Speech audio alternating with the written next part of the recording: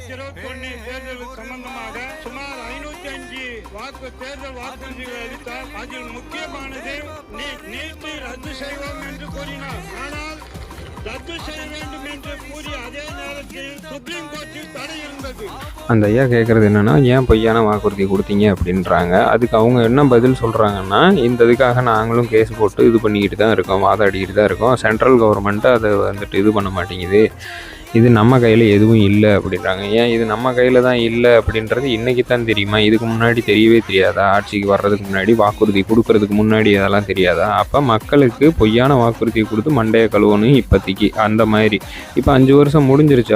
இப்போ என்ன சொல்கிறாங்க அப்படின்னா, இவங்களோட பதில் ஆட்சி மாற்றம், சென்ட்ரல் கவர்மெண்ட்டில் ஆட்சி மாறணுமாமா, அதுக்கப்புறம் இது வந்துட்டு ரத்து பண்ணிடுவாங்களாம்.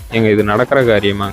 கொஞ்சமாச்சு யோசிச்சு பேசணும். இவங்க ஆட்சிக்கு வர்றதுக்காக என்ன வேணாலும் பேசலான்ட்டு பேசுகிறாங்க. தயவு செஞ்சு சிந்தித்து